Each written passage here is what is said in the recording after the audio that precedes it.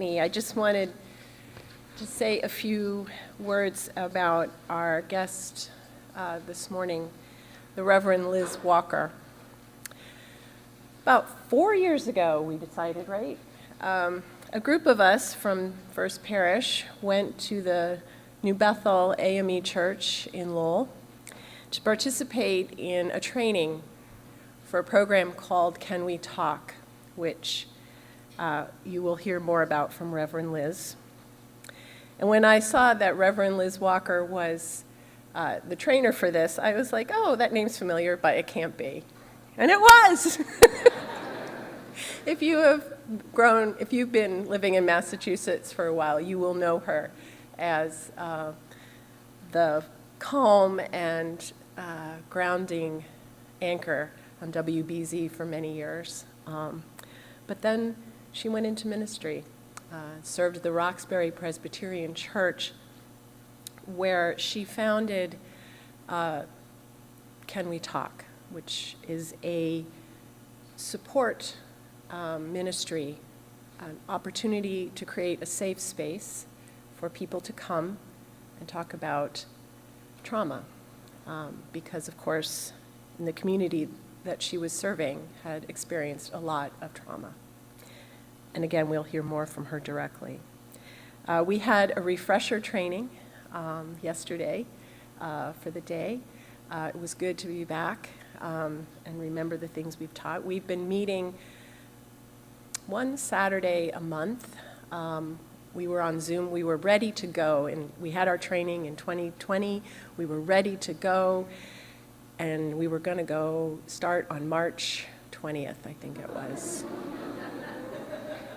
We all know what happened. Reverend Janine Daly, who was the pastor there at the time, continued to lead. We tried it on Zoom, and we did it for 3 years on Zoom. And we were ready to go back in person, and Reverend Daly, her husband passed away, Reverend Rodney, remember me talking about that here. And then she was called to another congregation, and now Reverend Sherelle is there. And we're going to just keep going, and we're going to keep going, and we are going to grow this program. So I think this is really important, not only to hear from Reverend Liz about Can We Talk, but also to talk it up ourselves and spread the word. But that's enough from me. Pastor Ellen, and to all of this congregation, I am honored and humbled to be here in this beautiful sanctuary with all the light that comes in, and it's a spectacular architectural achievement, and I thank you for inviting me here. I must ask for your indulgence and your forgiveness right off the top. I have not preached or spoken publicly in probably 4 years. I just don't do that anymore. I retired and went to Florida to get warmth and quiet. I have neither. It is cold in Florida, and on the coldest day in New England, I travel to Boston. I'll figure that one out. Figure that one out and let me know. But I would go anywhere to talk about the program we're doing, and I certainly would go anywhere where love is acted out in such beautiful ways as it is here. Just to give you a little bit more information about Can We Talk, because this is not really a sermon, it's more informational, if you will. We started Can We Talk kind of as a response to violence in our community. I left television news many years ago, went into ministry, worked in South Sudan for about 10 years on a mission that ended up building a girls' school, and then thought I was coming back at that time to retire, but was called to fill in the pulpit at Roxbury Presbyterian Church. And the year I got there, this community had just kind of come off of another round of what they call gang violence. I no longer want to call it that, but whatever the violence was, young men were killing each other at incredibly horrible rates. And one of those young men was 27-year-old Corey Johnson, who was a member of our church, a delightful young man with 2 children. His family was one of the largest families in our church, and his killer was never found. He was shot down in the streets about 3 or 4 blocks from the church. He was not considered at risk, whatever that means. He was not gang connected, whatever that means. And so there was a mystery around his death. And his family was left with the dubious distinction of being called homicide survivors, though in reality there is no surviving violent death of a loved one, because the death stays with you every day in a wave of horrendous grief and trauma. So I wanted to do something for this family. We had had the funeral. Of course, we went and visited with the family. We had healing services. We marched to the city and talked to the mayor and what can we do about violence. But underneath all of that, there was this persistent grief and persistent pain of surviving or going through something like that. And so we decided, well, as a church, one of the things that we do, and my tradition, of course, is Christian, and one of the things the Bible tells us to do is to mourn with those who mourn and rejoice with those who rejoice. And so we thought maybe we can respond to this tragedy by helping this family just go through the mourning. Not to preach sermons, not to try to fix people, but to give them a safe and sacred space where they could mourn, because there is no getting over that kind of grief. There is no moving on when you lose your baby. It stays with you. And researchers now have come up with this whole new category since we left the pandemic. I'm not sure the pandemic has really ended, but after surveying hundreds of adults, they now say that 2/3 of the people they surveyed, and this was nearly 1,000 people, suffer extreme symptoms, including an increased risk of suicide, drug and alcohol dependency, a sense of emptiness and purposelessness, and this is all from the pandemic.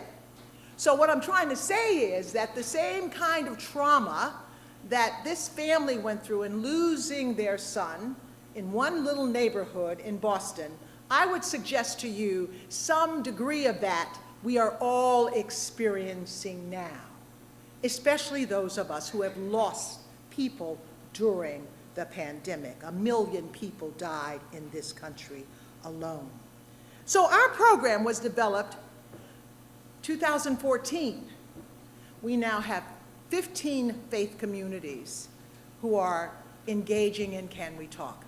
And the whole point is just to have in the basement of the church or the fellowship hall or the sanctuary this space where people tell stories that they might not get the opportunity to tell anywhere else. Because let's face it, who wants to hear about your grief? You don't get to talk about that. We don't even want to talk about it ourselves. Yet we carry it, and it affects us physically, emotionally, and oh my goodness, it affects us spiritually. So the key to Can We Talk was creating these healing communities. Now, what is community? I suggest it is comprised not only of certain physical commonalities or desires or needs, it is created by a kind of spirit. When you say faith communities, of course, you're talking about all kinds of different traditions, variety of beliefs. But I'm going to, for this morning's purposes, define faith as people who believe in the transformative spirit of love. I heard it in your liturgy. I heard it in your songs. So my point is, it doesn't matter that I'm Presbyterian and that you're you, or you may be Muslim, or you may be. There's something about all of us that desires and believes in the power and spirit of love. We may define it a little differently, we may celebrate it a little differently, but it's there. And I would suggest to you in these days of cancel culture and the battle of the American narrative, where extremism gets the most attention and truth is decided by those who are left standing, and ideas and ideals can be twisted around like pipe cleaners, Somebody needs to lift up the spirit and power of love. We don't hear enough about it. I remember back in the day when I was growing up, which seems like 200 years ago, now I will go off topic here. Mayor Menino used to say, Liz, you remember when you and I, God bless, I love me. A lot of people didn't like him, but I love him. He treated me right. He said, Liz, you remember when you and I were back during busing? I said, Mayor Menino, baby, I wasn't here during busing. I wasn't here when Paul Revere took the ride. Don't celebrate me as part of that history because I wasn't here.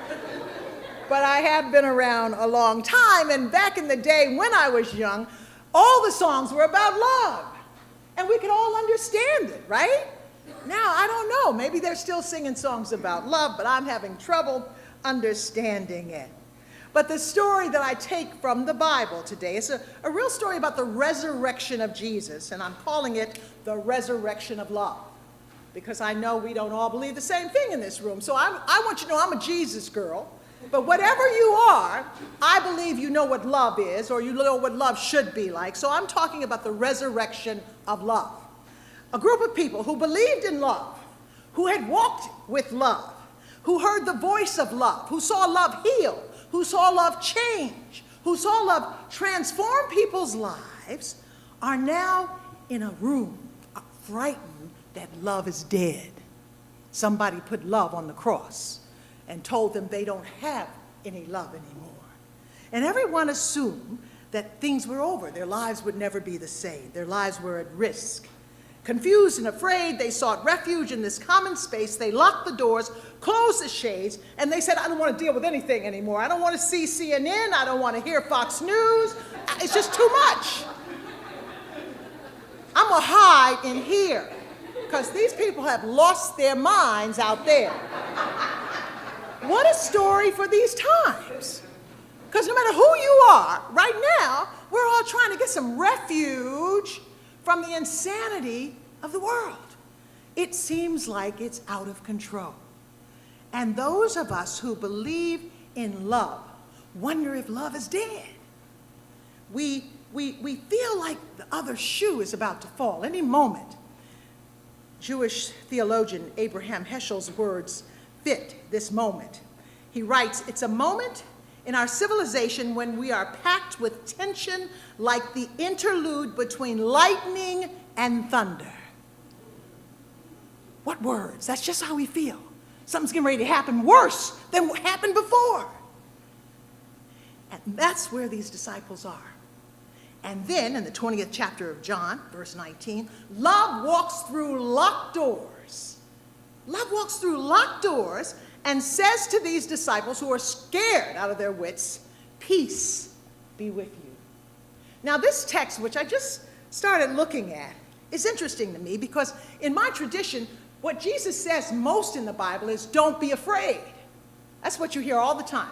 If you read the Bible, don't be afraid, don't be afraid. Says it to the people walking on the street, says it to the women at the tomb, says it everywhere.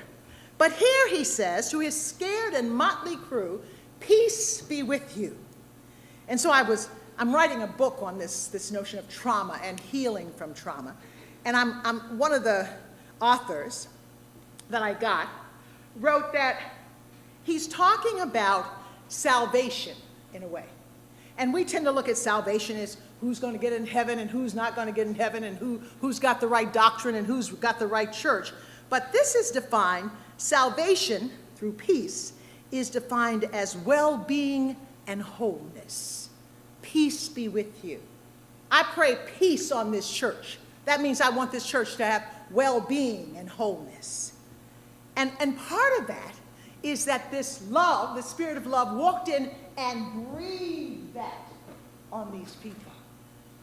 Peace be with you.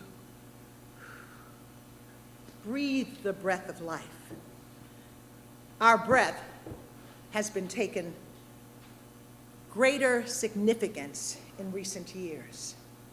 Since the death of George Floyd and so many unknowns during the pandemic and people not having their breath, more than ever, we are aware of the inequity of breath. Nigerian novelist and poet Ben Okri writes, "Not even William Shakespeare or Walt Whitman could say this in the most eloquent terms, as simple as the words, 'I can't breathe.'" That says it all. And that's what I suggest we're all in the time of. We're holding our breath. None of us can breathe anymore. We're frightened into stillness. And so what we do at Can We Talk, when you come and visit us on Thursdays, wherever you are, we want you to tell your stories. We want you to share your pain. But if you do nothing else, we ask you to come on in, just sit down, and catch your breath. We need space and time to catch our breath. We can't keep running. We can't keep trying to figure it out, trying to make it look like everything is fine, because that's what we're doing. We're saying, "How you doing?" "I am fine, girl." But on the inside, we're anxious, we're all worried, and we don't know what to do. We are holding our breath. So this notion of the sacredness of breath is what I want you to think about. We learned together that all the ancients acknowledged the sacredness of breath. Spirit, breath, the divine, the human, somehow intermingle in this magic of love. If you look in the Latin, the Greek, the Hebrew, the Aramaic, the Arabic, the Sanskrit, all refer to breath. And Ben Okri writes that breathing tells us what it means to be human. But I would suggest that breathing tells us what it means to love. When Jesus breathed on the disciples, he gave them a spirit. We call that the Holy Spirit. But it's a spirit of power and a spirit of love. He renewed all that he had been teaching them and told them, "Now you go out and you share it." And this means a lot to me in my tradition because my God is a relational God. I don't see God in visions. I don't see God in Jesus walking across the water. I see God in Ellen and in Maura and in all the people who showed up yesterday at this tiny little church that's falling apart, that just is trying to hold on to a minister, but believes in the spirit of love. So today I just stopped by to remind you that we all have this spirit inside us, and all we must do when we are afraid is catch our breath. Catch that spirit. It's within you. Now, physically, we know that catching our breath means that we slow down, we go deep, we get out of that shallow that we are in, we pay attention to where we are, and it helps us relax and become calmer. If you breathe more fully and deeply, you become more present in the moment. Learning to breathe deeply is the single most important health tip people say that's out there. One of the important lessons from healing from trauma is coping with this presence, paying attention to the moment, breathing in this moment. Because when you're in the moment, you don't have to worry about what happened yesterday, and you don't have to fear what happens tomorrow. You're in the moment. These are the kinds of things we want to teach our communities, that nobody's going to heal you but you in the power of love. That's my theology. In Latin, and this is the part I love, when we come together, the word for breathing together is conspire. We conspire. That means we're breathing as one. And so in our program, we all take deep breaths. We let them out together. There is so much suffocating, energy-draining, life-ending toxicity that is coming at us from all directions in the air. It's in the atmosphere. It's political, it's social, it's interpersonal, because we are living in scary times when people are afraid. And I would suggest to you that fear is at the root of anger. Fear is at the root of rage. even the most political human being on the earth is probably motivated more by fear than anything else. But my tradition tells me that perfect love casts out fear. And when we conspire together and breathe together as a loving community, we can help each other heal and grow. That's the identity that I want to stick with. That's what Can We Talk is all about. I listen to your painful stories, you listen to mine. I'm not better than you, and you're not better than me. But in our pain and in our wounds and crying together, we see each other perhaps for the first time, and we heal together. So that's my message. Conspire in community. We are not going to get better because of some political decision. I guarantee you, an economic program is not going to save the world. It's going to be internal if it happens. It's going to be heart if it happens. And I believe it will happen. But not because of political leaders or movie stars or basketball players, not because of heroes out in the world, but because of you and you and you and me. And what you said this morning, that we're going to keep on at it. And we're going to help broken people heal. And we're going to know that we've done something important because we're breathing the spirit of love. God bless you, and thank you for having me.